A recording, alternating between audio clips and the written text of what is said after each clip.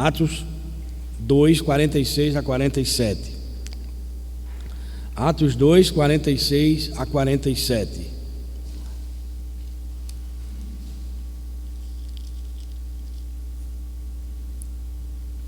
São 2 versículos apenas. Diariamente perseveravam unânimes no templo, partiam o pão de casa em casa e tomavam as suas refeições com alegria e singeleza de coração, louvando a Deus e contando com a simpatia de todo o povo. Enquanto isso, acrescentava-lhes o Senhor dia a dia os que iam sendo salvos. Que o Senhor nos abençoe e nos faça compreender a sua palavra. Amém. Podem sentar, irmãos. Irmãos, o nosso estudo nesta noite será baseado nesse livro. Eu amo minha igreja, do pastor Renato Vargens. Eu utilizo muita coisa desse livro, acrescentei pouca coisa, porque o estudo ele é muito didático e eu não teria a capacidade que o pastor Renato Vargens tem de dar um estudo dessa natureza, como está aqui nesse livro. Ele é muito didático, mas eu tirei pelo menos as 10 razões porque o crente deve dar valor e amar a sua igreja local. Se Deus permitir, nós veremos hoje pelo menos 5 razões. Se não der, as que for possível ver hoje. Mas são 10 motivos ou 10 razões porque o crente deve dar valor e amar a sua igreja. Nós sabemos que há muitos crentes hoje que não estão dando mais valor à sua igreja, seja por qualquer motivo, seja porque tem um aborrecimento ou com o pastor, ou com alguém da liderança, ou seja porque acha que a igreja não é mais suficiente, que ele já aprendeu demais e acha que não tem mais o que aprender, ou seja por qualquer outro motivo, seja porque ele acha que pode se congregar em casa, que pode acompanhar os estudos somente pescando aqui, pescando acolá, de sites na internet, de outras igrejas, seja por qualquer motivo. Então nós temos visto e acompanhado, não somente hoje, mas ao longo de algum tempo para cá, o desinteresse de muitos irmãos pela igreja local, de forma que alguns têm abandonado a igreja sem dar a menor satisfação, e qualquer motivo é suficiente para abandonar e deixar a sua igreja e, obviamente, não ter nenhum compromisso com ela. Mas o primeiro motivo porque o crente deve dar valor e amar a sua igreja é porque a igreja local é um lugar de comunhão. Nós não podemos conceber a ideia de igreja local sem que haja comunhão entre os seus membros. Deus, quando criou o homem, os nossos primeiros pais, Adão e Eva, Ele criou como um ser relacional. Criou para que se relacionassem, para que vivessem uma vida em comum, uma vida em família. Então, a sociologia diz que o homem é um ser social. Por isso ele vive em sociedade. E isso é verdade, porque Deus assim, Ele nos criou. Quando Ele disse, não é bom que o homem esteja só, far-lhe-ei uma adjutora ou uma companheira que lhe seja idônea ou que esteja sempre diante dele. Então Deus criou o homem para viver em família, em sociedade e não isolado. Por isso nós fomos salvos por Cristo e inseridos no corpo dele, que é a igreja. Cada crente em toda parte do mundo, cada servo de Cristo, cada cristão remido pelo seu sangue, faz parte da igreja de Deus. Então ele não pode viver isolado como um livre atirador como um franco atirador. Porque na igreja é necessário que haja comunhão. Por isso também nós somos membros do corpo de Cristo, que é a igreja. O apóstolo João, ele afirma que a comunhão, ela é uma consequência natural da redenção. A comunhão é a consequência natural da redenção, quando ele diz, lá em João 1,7, 1 João 1,7, se porém andarmos na luz como ele está na luz, mantemos comunhão uns com os outros, e o sangue de Jesus Cristo, seu Filho, nos purifica de todo pecado. Então, é uma consequência, a comunhão dos crentes na igreja local é uma consequência natural da redenção. E esse é o ensino de Cristo durante toda a sua trajetória aqui na terra. Esse é o ensino dos apóstolos, dos profetas, a comunhão com os irmãos. Então, a Bíblia nos conclama a sermos unidos. O Senhor Jesus Cristo nos ordena que nos amemos uns aos outros, assim como Ele nos amou. Então é um mandamento que devemos pôr em prática. Esse mandamento foi dado pelo Senhor Jesus Cristo lá em João 13, 33 a 35. Um novo mandamento vos dou, que vos ameis uns aos outros, assim como eu vos amei. Então ele demonstrou esse amor de forma vívida, de forma plena, durante toda a sua existência, de forma exemplar. E portanto nós devemos viver buscando esse mesmo propósito de Cristo, viver em amor. Então a Bíblia diz que, tendo ele amado a sua igreja, amou os seus até o fim. Tendo ele amado os seus, amou-os até o fim, até a cruz, até o momento em que ele expirou a sua alma na morte, como diz Isaías. Ele nos amou e nos ama. Então ele demonstrou esse amor de forma intensa ao seu povo. Então, qual é o motivo que faz com que nós saiamos do nosso lar e nos dirijamos até a igreja, até a congregação que nós fazemos parte? Existe um único motivo correto que leva os crentes a se reunirem em suas igrejas ou em suas congregações. Alguém pode dizer que motivo é esse que nos leva a nos reunirmos na igreja, na congregação? Que motivo é esse? É a comunhão legítima e especial com o Senhor nosso Deus Todo-Poderoso. Porque se não fosse isso, qual a razão de estarmos aqui na igreja, reunidos, se não for esta comunhão com Ele? Então Deus, Ele é onisciente, Ele ouve as nossas orações aonde quer que nós estejamos. Mas isso não elimina, isso não exclui a nossa responsabilidade e a necessidade de nós buscarmos ao Senhor, literalmente saindo das nossas casas e indo ter união com Ele e com os irmãos na igreja.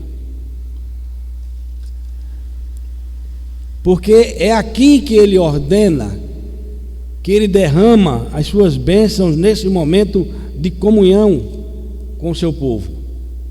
Como nos diz o salmista no Salmo 133, verso 1 a 3, quão bom e quão maravilhoso é que os irmãos vivam em união.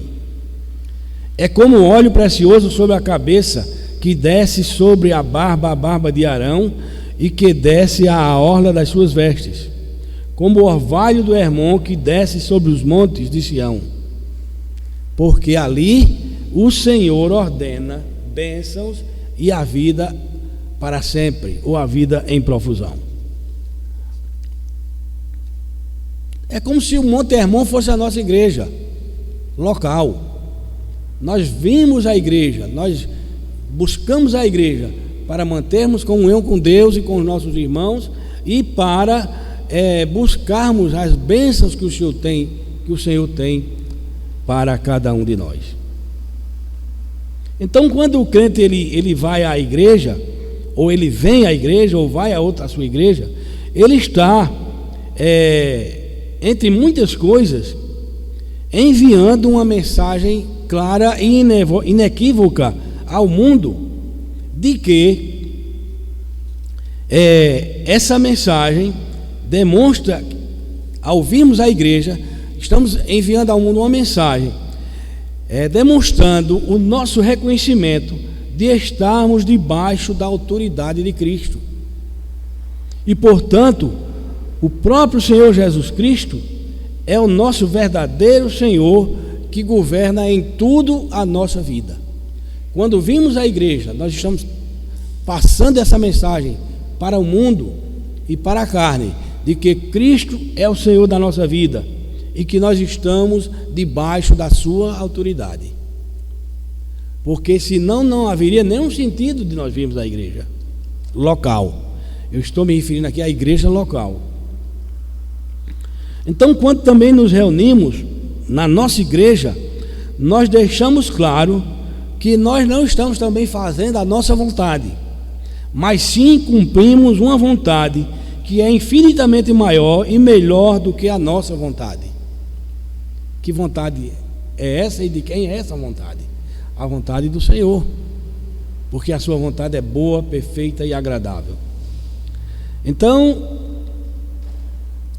Jesus Cristo, Ele é o Senhor, Ele é o nosso Senhor, e o nosso relacionamento é com Ele. Então, tal relacionamento deve ser desenvolvido da maneira que Ele estabeleceu. E qual foi a maneira que Cristo estabeleceu para nos relacionarmos com Ele? Ele diz que estabeleceu a maneira através da qual, onde estiver a congregação, o povo dele reunido, Ele estará no meio dele, como nos diz Mateus lá em 18:20, onde estiver 2 ou 3 reunidos em meu nome, aí estou no meio deles. É a igreja reunida. Muita gente pega esse versículo para dizer que a igreja é onde estiver um grupo reunido. Não, está falando aqui da igreja.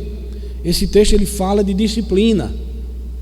Quando nós vamos olhar o contexto, esse texto fala de disciplina, que 2 ou 3 reunidos em seu nome, Ele está no meio deles para ratificar a sua vontade e para que a disciplina seja aplicada. Muitos desigrejados por aí tomam esse versículo como se fosse um versículo que Jesus Cristo estivesse dizendo que a igreja está em todo lugar, a igreja local. Na minha casa, a igreja local está lá. Então eu posso reunir na minha casa e ter a igreja na minha casa. Mas não é assim, irmãos. Não é assim. Então, quando uma pessoa deixa de congregar ou chega à conclusão de que não precisa de uma igreja para manter um relacionamento frutífero com Deus, tal pessoa, ela já foi enganada pelo espírito do mundo e também está mandando uma mensagem negativa para o seu próximo, inconsciente. E essa mensagem, ela é exatamente aquela mensagem que o mundo deseja que todos mandem.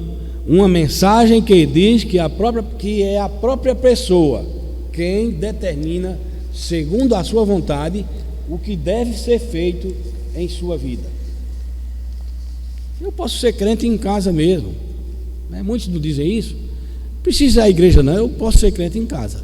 Então é essa mensagem que o crente manda, que ele é o dono da sua própria vida, que ele não precisa de igreja. Então é uma mensagem negativa, é uma mensagem mundana, perniciosa, porque ela está determinando que a sua vontade deve ser feita na sua vida. Então, a pessoa que assim procede, ela está dizendo claramente que não reconhece o senhorio de Cristo na sua vida, e em última instância uma mensagem que mostra que essa pessoa que afirma isso, que afirma dessa maneira, ela é o seu próprio Deus, porque ela é quem governa a sua vida. Então, por isso devemos perseverar na igreja e não abandoná-la como alguns já fizeram e continuam fazendo, por qualquer motivo. O segundo motivo, porque o crente deve dar valor e amar a igreja local, é porque a igreja local é um lugar de discipulado e de auxílio mútuo. O crente deve dar valor e amar a sua igreja porque ela é um local, a igreja local é um lugar de discipulado e de auxílio mútuo. Discípulo significa aprendiz, aquele que aprende, né, com seu mestre, ou aquele que segue o seu mestre, que o imita. Por isso que o termo cristão significa pequenos cristos, porque o cristão ele segue o seu mestre, ele pratica aquilo que o seu mestre ensina. Então um discípulo deveria ser um aprendiz, ou seja, aquele que imita o seu Senhor, que é o Senhor Jesus Cristo. Então nós devemos notar também que o evangelismo ou a evangelização tem uma íntima ligação com o discipulado. Quando pregamos o evangelho, nós estamos fazendo discípulos, estamos cumprindo o ide do Senhor Jesus Cristo. Lá em Mateus 28, ide por todo o mundo, pregar o evangelho a toda criatura, fazendo discípulos de todas as nações, batizando em nome do Pai, do Filho e do Espírito Santo, ensinando-os a guardar todas as coisas que eu vos tenho mandado, e eu estarei convosco todos os dias até a consumação dos séculos. Então é isso que significa discipular. Quando pregamos o evangelho, estamos fazendo discípulos. Na verdade, todo crente ele foi chamado por Deus para evangelizar. Eu não acredito que exista um crente que não saiba pregar. Não precisa ser uma pregação, um pregador eloquente, né? Não precisa, basta conhecer a palavra e transmitir aquilo que você aprendeu. Então todo crente, na verdade, ele foi chamado por Deus para evangelizar ou para pregar o evangelho. Essa missão não é responsabilidade exclusiva dos pastores e da liderança da igreja. Todos fomos chamados para esta missão.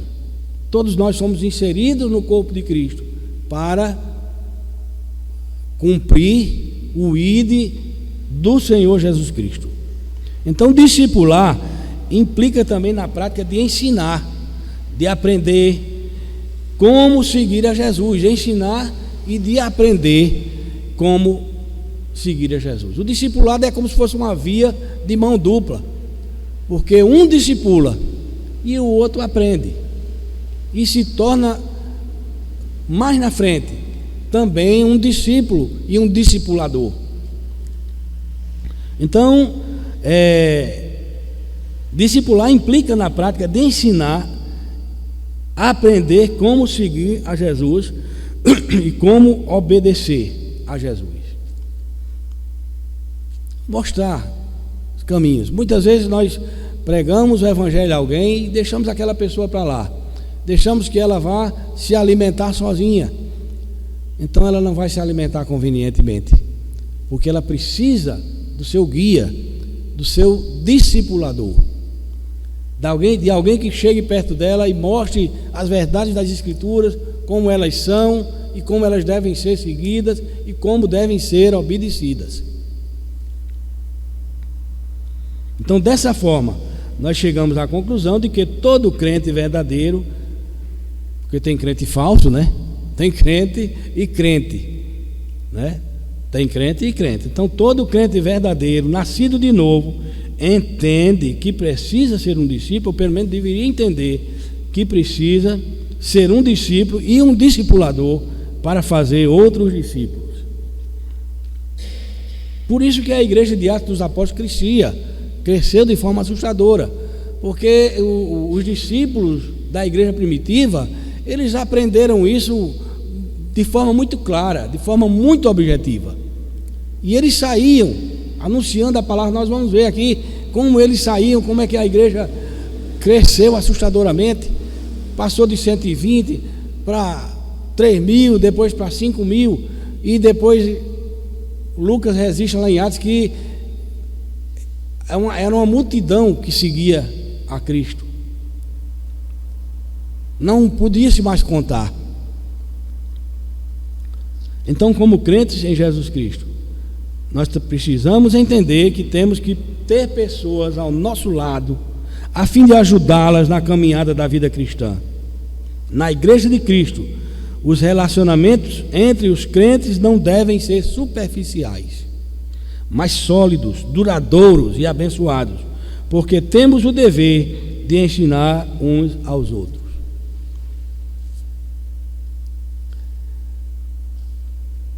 Os relacionamentos entre os crentes não devem ser superficiais. Não há coisa mais desastrosa para a igreja do que crentes com relacionamentos superficiais. Coisas boas não irão acontecer na vida da igreja com crentes desse tipo. O terceiro motivo, porque o crente deve dar valor e amar a sua igreja, é porque é na igreja local que somos alimentados pela palavra de Deus. Porque é na igreja local que somos alimentados pela palavra de Deus. Nós estamos, irmãos, sem dúvida alguma, passando por dias, por um momento em que muitos crentes não valorizam mais a exposição da palavra, a exposição das Escrituras. Parece que nós estamos vivendo aquele momento que Paulo falou a Timóteo, que muitos apostatarão da fé, dando ouvidos a espíritos enganadores e a doutrina de demônios, e muitos terão comichão nos ouvidos, porque não suportarão a sã doutrina. Nós estamos já vivendo esse tempo, e já faz algum tempo que estamos vivendo esse tempo. Então nós vivemos esses dias, crentes que não valorizam mais a exposição da palavra, se contentam com tantas coisas, com tanto entretenimento. Observa-se em muitas igrejas que não existe mais a exposição da palavra de Deus. A palavra de Deus foi substituída por entretenimento da pior qualidade, por trenzinhos dentro da igreja, por afastar-se os bancos e fazer festa da igreja. A igreja vira salão de dança. Então, entretenimento da pior qualidade. A pregação da palavra, ela é substituída por isso. Pessoas que não têm conteúdo bíblico, líderes que não têm conteúdo, que não estudam a Bíblia, que chega a ler um texto e dá a interpretação que quer, do modo como quer e para qual finalidade for.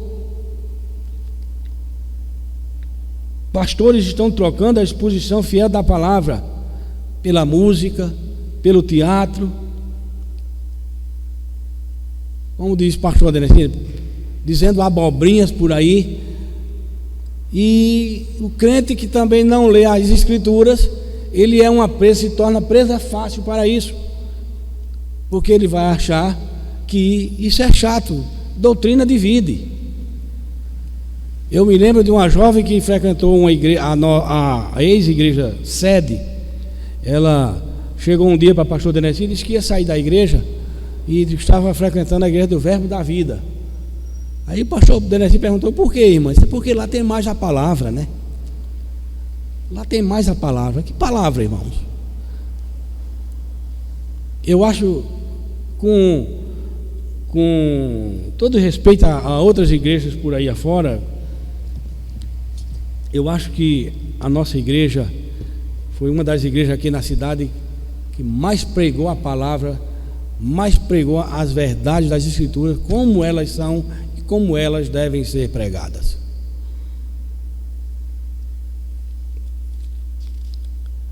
Então, estão trocando a exposição fiel da palavra pela música e pelo teatro. Para muitos cristãos não existe utilidade alguma em sequer frequentar um culto público semanalmente. Eu vou para a igreja fazer o quê? Vai escutar aquele pastor pregando demoradamente? Parece que começa o sermão e não termina nunca. Comichão nos ouvidos. Não suportam a sã doutrina. Comichão nos ouvidos. Sinal dos últimos tempos. Certa vez foi enviada uma carta a um pastor inglês nos seguintes termos. Um membro da igreja mandou uma carta para o seu pastor nos seguintes termos. Abro aspas, como diz o pastor Rubem. Prezados senhores, eu notei que os pregadores colocam muita importância nos seus sermões e passam muito tempo preparando-os. Eu não tenho frequentado os cultos da minha igreja regularmente pelos últimos 30 anos. Vejam bem. Durante esse tempo, se a minha estimativa estiver correta, eu já escutei nada menos do que 3.000 sermões. Mas estou preocupado porque não consigo lembrar de nenhum deles. Será que o tempo do pregador não seria empregado melhor fazendo outra coisa? Talvez entretenimento, talvez fazendo trenzinho dentro da igreja, talvez afastando os bancos e fazendo um salão de dança. Então disse que essa carta ela causou muitos comentários entre os crentes daquela igreja, daquela cidade, em virtude do que os sermões pastorais foram criticados por alguns e defendidos por leigos e outros pastores. Até que uma carta acabou com aquele debate, e aquela carta dizia o seguinte: alguém mandou uma outra carta, e aquela carta dizia o seguinte, foi um pastor que mandou: queridos senhores, estou casado há 30 anos. Durante esse tempo eu já comi 32.852 refeições, a maioria preparada pela minha esposa. De repente reparei o fato de que não consigo lembrar de nenhuma das refeições por ela preparada. Porém, eu recebi nutrimento ou nutrição em todas elas. Eu tenho a impressão de que, sem essas refeições feitas pela minha esposa, eu já teria morrido de fome há muito tempo. É interessante, né, irmãos? Então, irmão, você pode até não se lembrar da última pregação, do último versículo que você leu pela manhã, ou uma série de exposições da palavra de Deus que os pastores desta igreja fizeram e faz nas últimas semanas. Mas uma coisa, o irmão, fique certo: isso não significa dizer que a palavra de Deus foi pregada em vão. Tenha o irmão a plena certeza de que o alimento espiritual que saiu do púlpito desta igreja, do lugar de ensino desta igreja, lhe deu força e alma ao seu coração. Em algum momento você foi edificado, você foi alimentado, mesmo sem saber ou sem perceber, mas no seu inconsciente a palavra de Deus ela fica gravada, porque nós temos o Espírito de Cristo em nós. O seu Espírito testifica com o nosso Espírito que nós somos filhos de Deus, e a palavra de Deus ela é alimento para as nossas almas, ela nos revigora, ela nos dá ânimo.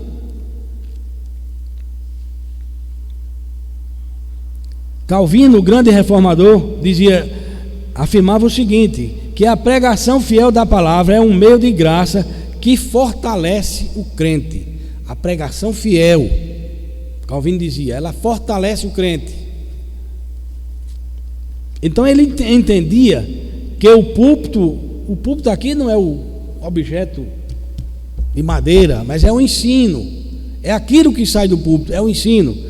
Ele entendia que o púlpito fiel é o trono de onde Deus governa a sua igreja. Por isso que na igreja primitiva quando os crentes da igreja primitiva ouviam a palavra, a Bíblia relata, Lucas relata que em cada alma havia temor. Em cada alma havia temor. Por quê? Porque era na igreja que a palavra de Deus era ensinada com seriedade, na sua pureza e dentro das ordenanças do Senhor. Então os puritanos também já diziam que é por meio do ensino da pregação, fiel da palavra, que a reforma e o avivamento viriam sobre o povo de Deus, e que é pela pregação que a igreja é guardada de perecer. Pela pregação fiel das Escrituras é que vem o avivamento. Há tanta gente aí atrás de avivamento, mas buscando o avivamento nas fontes erradas, ou nos métodos errados. Mas à luz da palavra, nenhum avivamento virá. O que virá é fogo de monturo. Já viram fogo de monturo? Eu estava no meu sítiozinho lá em Massaranduba, num rancho, e já anoitecendo, e o vizinho lá, o irmão Bill, tocou fogo lá no seu campo, e o fogo foi subindo, mas só queimou a palha. O Bill fez aquele fogaréu, depois acabou. Fogo de monturo. Então, é pela pregação fiel que a igreja é guardada de perecer. Foi com base nisso, nessa promessa que o Senhor Jesus Cristo afirmou de forma veemente, de forma categórica, que as portas do inferno não prevaleceriam contra a igreja dele. As portas do inferno não prevalecerão contra a minha igreja, porque ela é guardada pela própria palavra fiel de perecer. O quarto motivo porque o crente deve dar valor e amar a igreja local é o seguinte: é porque a igreja local é o lugar de socorrer o necessitado. Esse é o quarto motivo porque o crente deve dar valor e amar a sua igreja, porque é através da igreja local que os necessitados da igreja são acolhidos, são socorridos. E quando nós falamos em atender o necessitado, o texto bíblico muito conhecido nosso nos chama a atenção. É Atos 4, 32 a 35. Abra aí a sua Bíblia em Atos 4, 32 a 35. Porque a igreja local é o lugar de socorrer os necessitados. Então, quando falamos nisso, nos vem à mente esse texto que é conhecido: da multidão dos que creram eram o coração e a alma. Então vejam como começa o texto. Da multidão, já não era mais 5.000, era uma multidão. Da multidão dos que creram eram o coração e a alma. Quer dizer, eles pensavam unanimemente, eles viviam em comunhão, eles partilhavam das necessidades uns dos outros. Eles não tinham como propriedade sua aquilo que era seu, mas cada um tinha como seu algo que era comum para todos. Da multidão dos que creram era um o coração e a alma. Ninguém considerava exclusivamente sua nenhuma das coisas que possuía, tudo, porém, lhes era comum. Com grande poder, os apóstolos davam testemunho da ressurreição do Senhor Jesus, e em todos eles havia abundante graça. Essa abundante graça é a participação de forma efetiva para atender às necessidades do próximo, das pessoas carentes da igreja. Em cada alma havia abundante graça, pois nenhum necessitado havia entre eles, porquanto os que possuíam terras ou casas, vendendo-as, traziam os valores correspondentes e depositavam aos pés dos apóstolos. Então se distribuía a qualquer um à medida que tinha necessidade. Os recursos de Deus eram administrados com responsabilidade e à medida que alguém tinha necessidade. Daí porque é grande a responsabilidade daqueles que administram as coisas da igreja. Porque o que está sendo administrado não é nosso, pertence ao Senhor. Então se distribuir a cada um, a qualquer um, à medida que alguém tinha necessidade. Então damos graças a Deus, porque nós temos uma equipe aqui que age com responsabilidade. Eu não estou fazendo missa de corpo presente. Estou falando a verdade que todo mundo sabe. Nós temos uma equipe de patrimônio aqui que cuida das coisas de Deus com responsabilidade. Então esse texto, ele nos mostra que havia uma solidariedade entre os irmãos de Jerusalém. Eles eram solidários com a necessidade uns dos outros. Mais tarde, os irmãos pobres da igreja de Jerusalém foram ajudados pelas igrejas da Macedônia.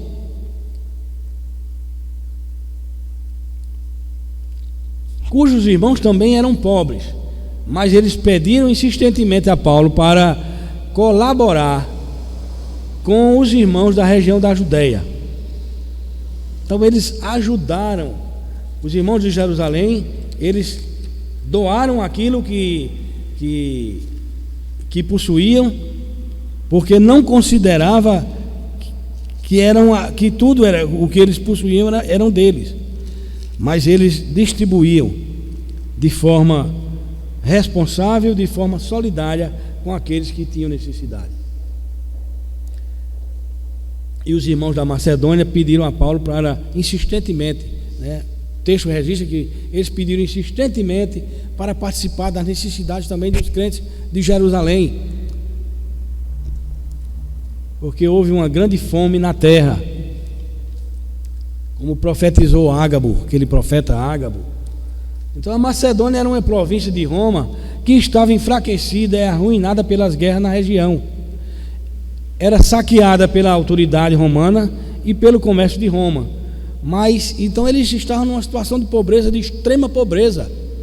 Muita gente, o termo pobreza aqui é passando necessidade, pedindo mesmo. Eram aqueles pedintes. Mas eles rogaram a Paulo que eles participassem da necessidade também dos irmãos de Jerusalém. E eles estavam alegres por poder participar da ajuda para os crentes de Jerusalém.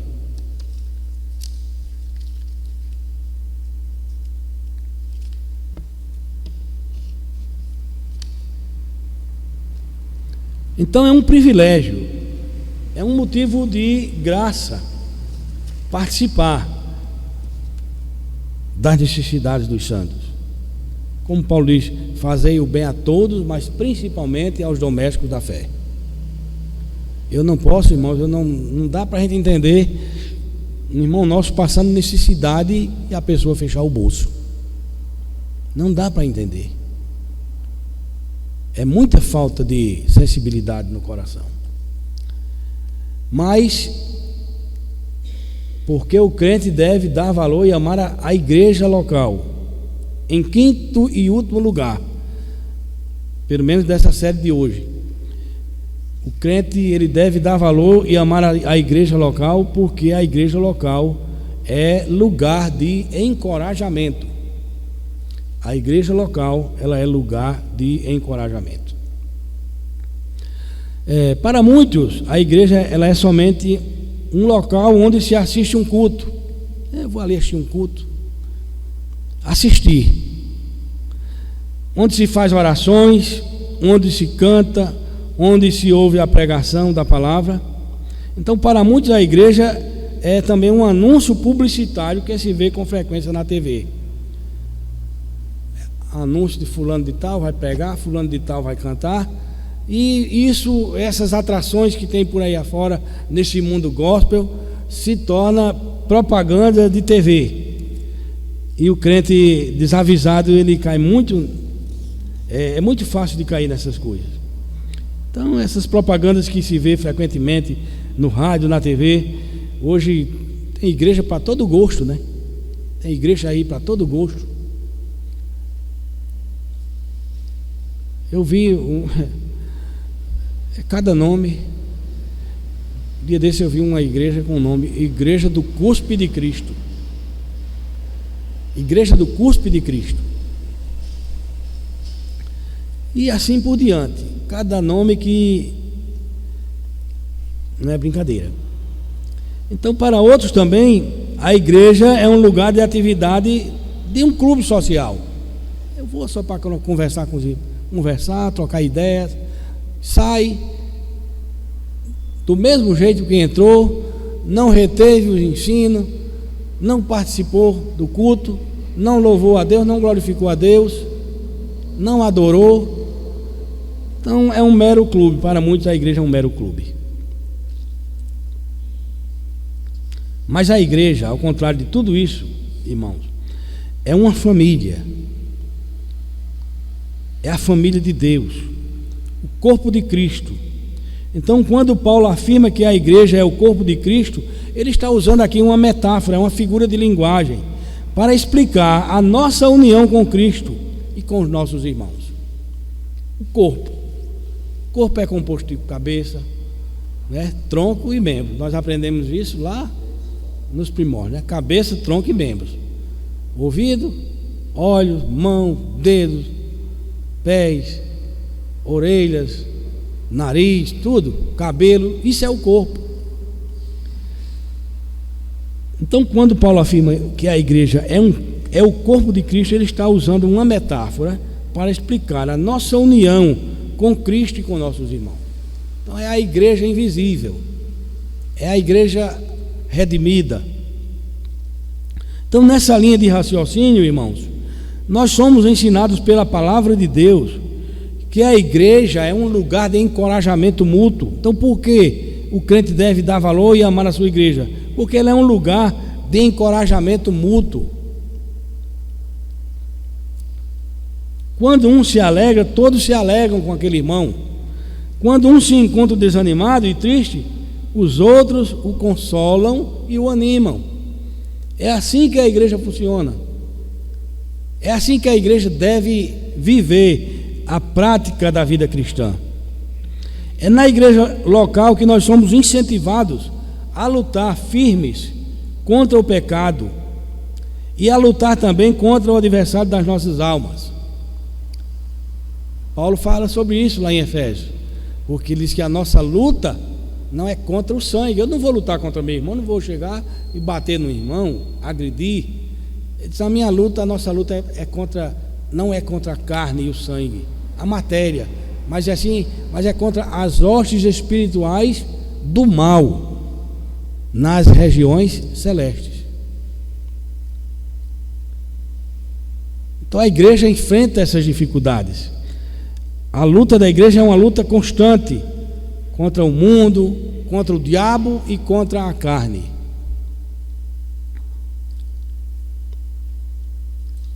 Então, por isso ela é um lugar de encorajamento mútuo. E por isso nós somos incentivados a lutar dessa forma. Então é na igreja também local em que compartilhamos experiências de vida. Cada crente ele tem uma história para contar. Ele tem uma história de vida. Os mais experientes têm muitas histórias para contar.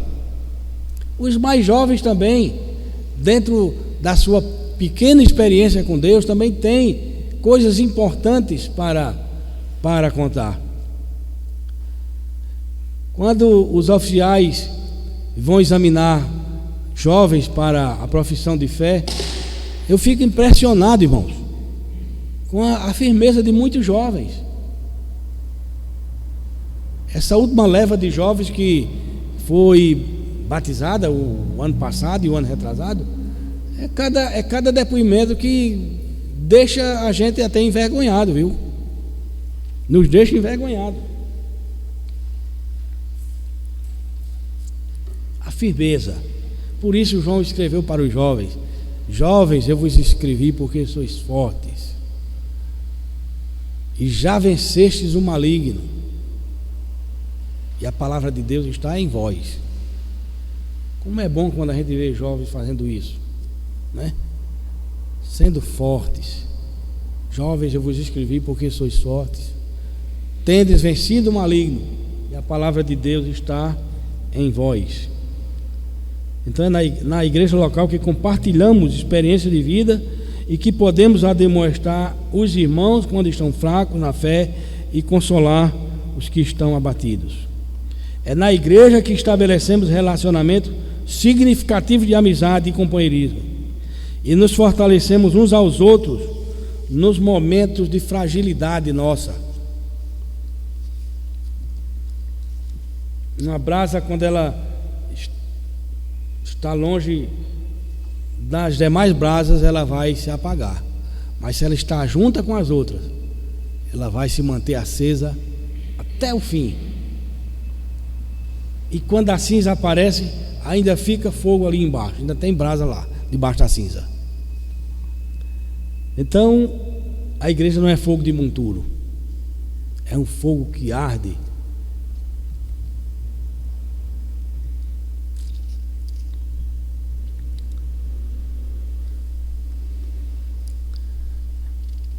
O encorajamento, ele é uma prática constante no Novo Testamento.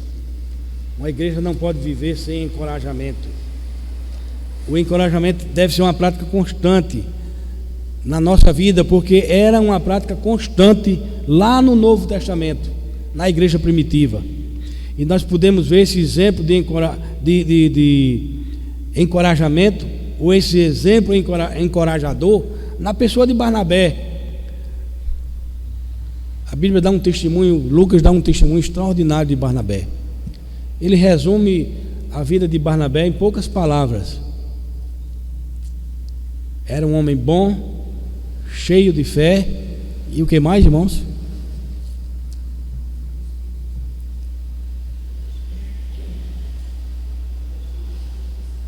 Cheio do Espírito Santo. Mas tem outra coisinha que ele diz: era um homem bom, cheio de fé.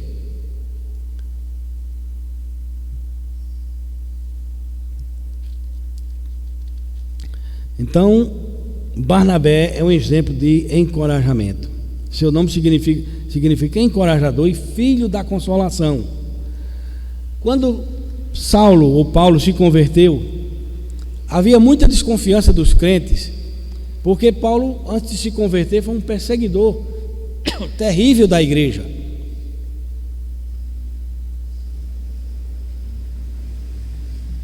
Ele disse: eu não sou digno de ser chamado apóstolo, porque eu persegui a igreja de Deus. Mas pela misericórdia de Deus eu sou o que sou. Mas ele não se considerava digno de ser chamado apóstolo. Então, quando Paulo se converteu, havia uma desconfiança muito grande por parte dos crentes, por causa da perseguição que ele havia feito à igreja. Tirava as pessoas das casas, colocava na prisão, levava preso, arrastando para a prisão.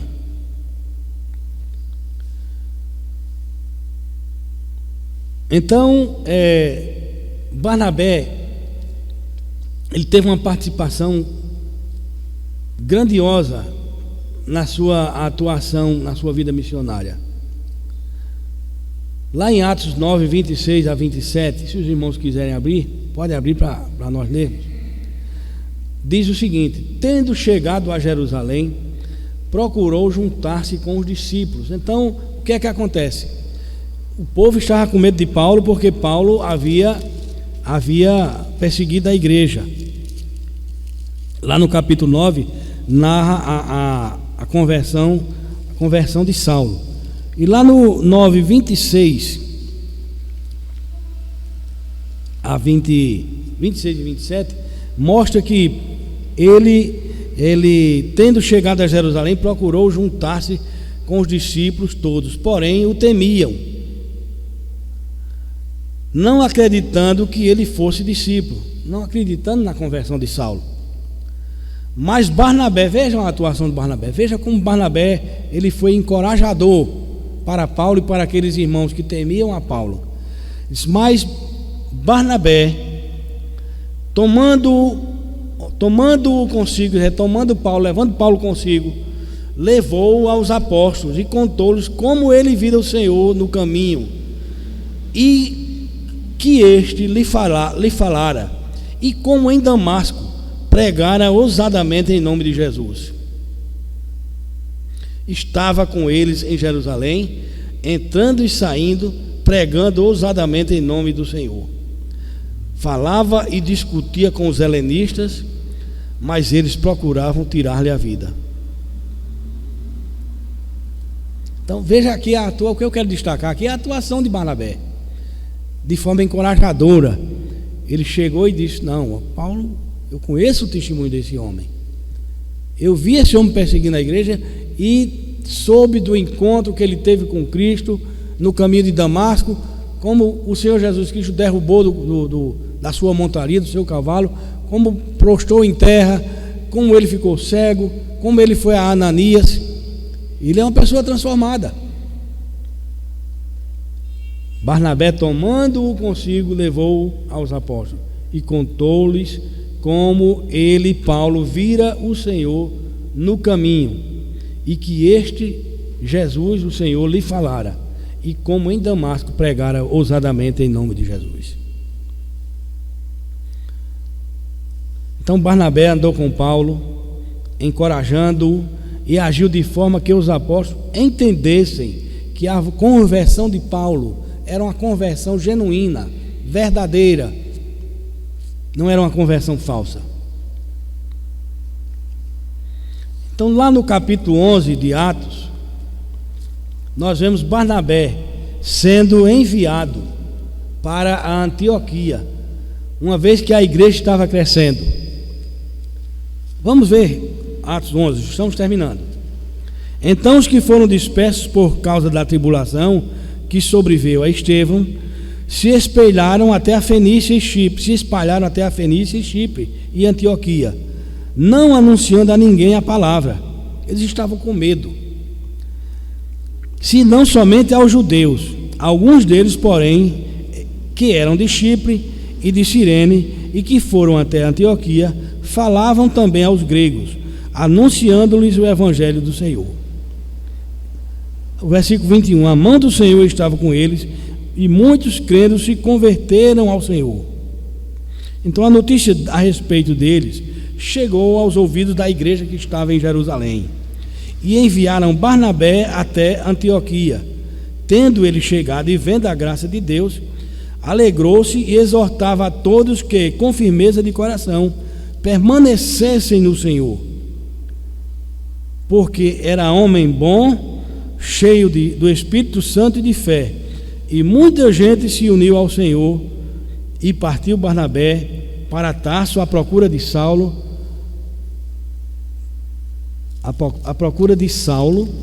tendo-o encontrado, levou-o para Antioquia.